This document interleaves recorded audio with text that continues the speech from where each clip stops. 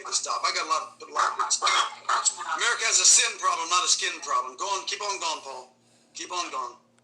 Keep on going. Keep on going. Oh. Okay, now listen. I'm going to give you fair warning.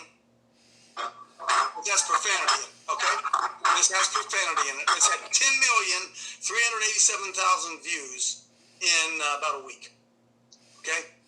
Now, I can't say this because I'm a white guy. Whoa. They muzzle me. They muzzle me. Hey, Coach, you get my free black license for it. Okay. I'll take your black privilege here for a while. Oh, yeah, there's black privilege. I'll talk about that here in a second. Okay, hey, listen, Christians, hold your ears. There's going to be profanity, okay? There's going to be profanity. I'm sorry that on this Christian show, I don't know how to, but you got to hear it. Got to hear it. Go ahead and play a little bit of this. Go ahead.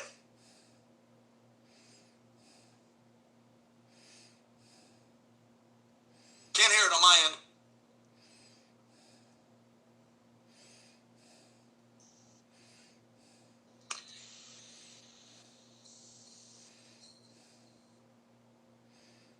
How's everybody doing? Told y'all I was going to make this next video.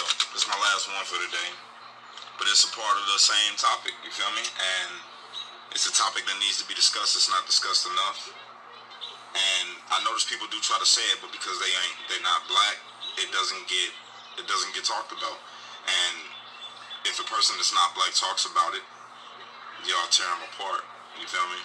And okay, I get that. I'm gonna wait until I get a couple more viewers on here, and I'm about to speak some more real. It's gonna be my last video today. Alright? And what we're gonna talk about is very real, and it is very touchy. Alright. I got 5. Okay, let's do it. Alright, look. Black Lives Matter, right? I agree. Totally. When do they matter to us? I shared a video last night in Indianapolis. People were out there protesting, right? Against police brutality and black lives being murdered. Black lives being killed, right? We all seen that. It's been all over the country. But yet, I drove past Golo yesterday in Gary. The brother was dead. Coroner was out there. Guess who killed him? It wasn't the police. It was somebody that looked just like him. Somebody looked just like me. Somebody looked just like you, black man. Indianapolis, shootout. They fighting each other. Beating the hell out of each other. Protesting, and other people are yelling. They're like, yo, you fighting the wrong people. They don't care. They pull out the guns and start busting at each other. Trying to kill each other. So, when do Black Lives Matter? When are we going to say that Black Lives Matter all the time? And stand up to the people in our own communities that take black lives, that aren't police officers, that aren't prosecutors locking them away. You feel me? You know how many people's faces I see on a t-shirt on an everyday basis, man? You know how many of my people get killed every day? You know how many of my people I lost personally in my lifetime due to just violence in the hood? You feel me? We don't care about our own lives. So how the hell we gonna expect the system to care about it? How the hell we gonna expect them to want to change anything when we out here killing each other? They don't even gotta do nothing. Literally, they can make the police take a fucking month off. 1 month. And police, let it be told that police ain't gonna answer to calls. And you know what's gonna happen? Niggas gonna die. Places gonna get robbed. Women gonna get beat. All types of crazy shit. When do Black Lives matter to us? You can stop that. When do we look at our brother and say, yo, man? Not allowed to say that, are you? Not allowed to say that. We're not allowed to say that. If we say that, we're racist. This has had 10 million, and that what it said, 10 million views. I was in the airport, and I had to do what they call a layover. I'd sit there for a while. You know what I spent my layover doing? I went around and I looked up black folk. And I sat down beside them. I said, you don't really believe white folks hate black people, do you? You don't really believe that, do you? I bet I did it 40 times. You don't really believe white people hate black people just because of your color of your skin. You don't believe that, do you? You know what they all said? Nah, man. Nah,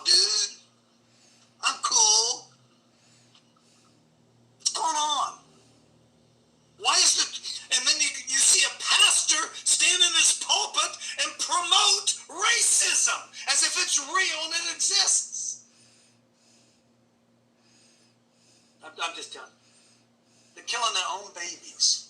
Killing their own babies and then griping when a police officer kills one of them. Anybody think I'm doing okay here today? Go to Jeremiah. Do I have that up? I got Jeremiah here, don't I? Didn't I put that on there for you? Oh Lord, did I not do that? You're doing fantastic, Coach. Thanks, Vinny. I'm telling you the truth. I'm not going to cower anymore. It's at the end. Peace, peace where there is no peace. Peace, peace where there is no. Hey, Sheldon, just click on the last link. Just click on the last link. It'll pull right up. Hey, Coach. Yes. Yes. Got a buzzing in the background. This is Jeff from Fallon. Yeah, Jeff, is that you buzzing? Today,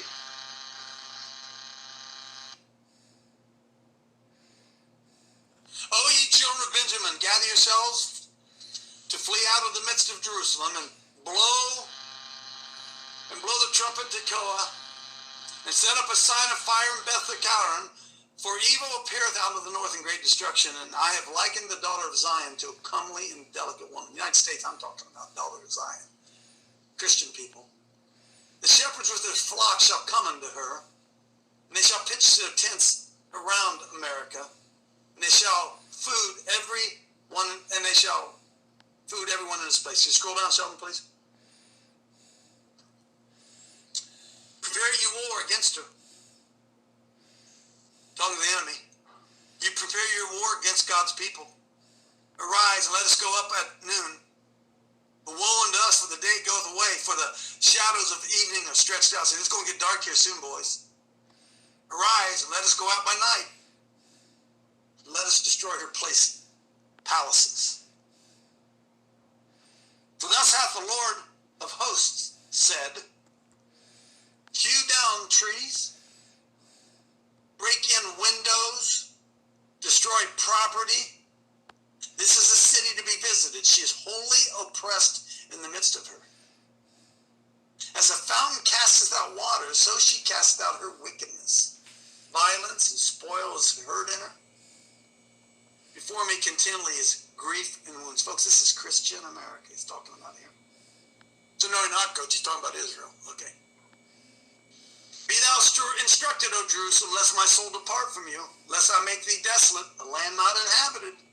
Thus says the Lord of hosts, thou shalt thoroughly glean the remnant of Israel as a vine. Turn back thine hand as a grape gatherer to the baskets.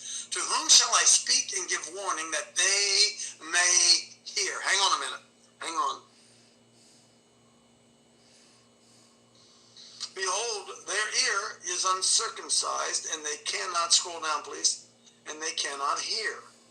Behold, their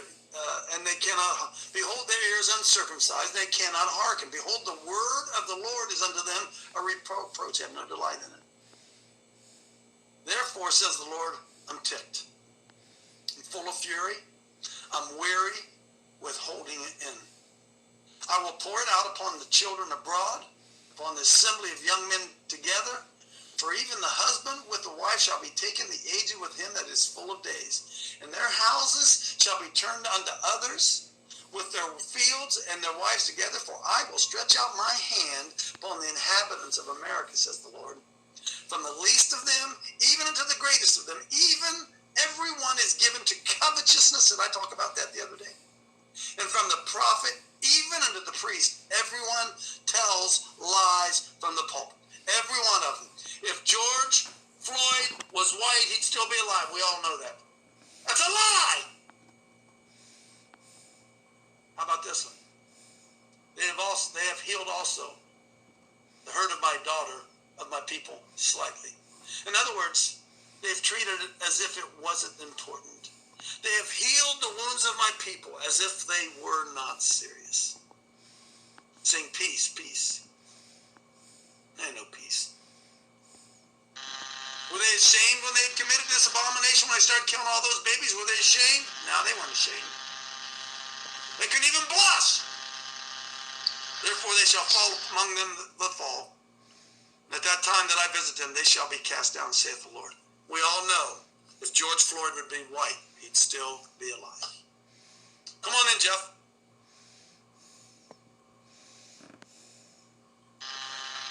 If you can hear me, my internet's been holding up. I can hear you. Go.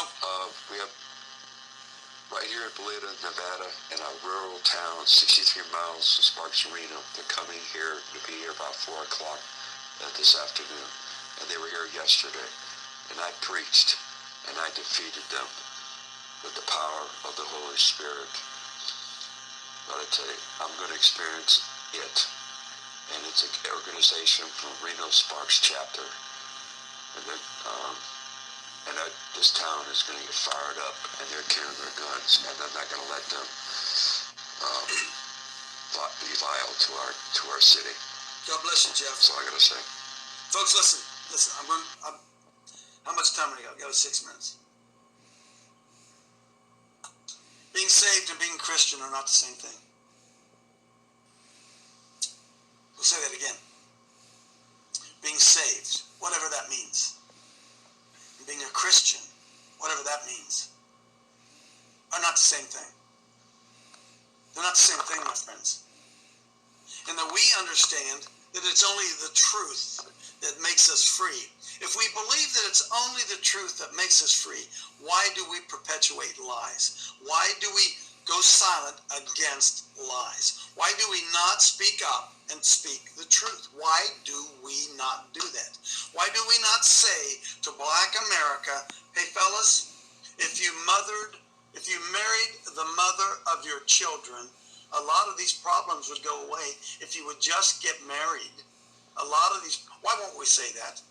Why won't we say it? Because see, they'll tell us that there's systemic racism. Well, coach, it's happening because the white man has done this. The white, really. You know what the greatest? Racism? Go ahead. How insulting to the Black American community that they can't make it on their own. They can't even marry. They can't even marry their wives. They're just animals. They don't know how to marry women. Hey, Coach. Yeah, Vinny. Coach, you can't fix racism against black people by being racist against white people. You can't. Well, first of all, it doesn't exist, right, Vinny? You're trying to eliminate something that does not exist. Hey, wait a minute, though. It's important for all of us to know that if George Floyd was white, we all know he'd still be alive. Hey, Coach. Nonsense. Yep. I apologize. I don't know how to lead you to the link of this video, but I saw a video today where I think it was, is there a preacher called Mario Murillo or something? Oh, yeah. I saw it, but didn't see it, Larry. Go ahead. And the first 2 minutes and 15 seconds of that video were just mind-blowing. He was reading quotes from a letter that a couple of 300, I think 278 or something like that, I can't remember the exact number, medical officials involved with the coronavirus and everything, that they published a letter, and the letter literally said, quoting this guy, I'm not going to be able to do the quotes because I don't have it, but here's what the letter said. It said that all these protesters, they can be excused from wearing masks and doing social distancing because their cause is just. The letter specifically pointed out, but churches are not allowed to go without mask and social distancing. Says because they fall under the rules. But all these protesters, their cause is so important, and understanding the plight against the black man is so important that they can go without their mask and social distancing. And it was absolutely mind-blowing, and it revealed, and it, like you say, revealing, telling the truth, it shows the light of truth on where they are coming from. Unequal justice, right, Larry?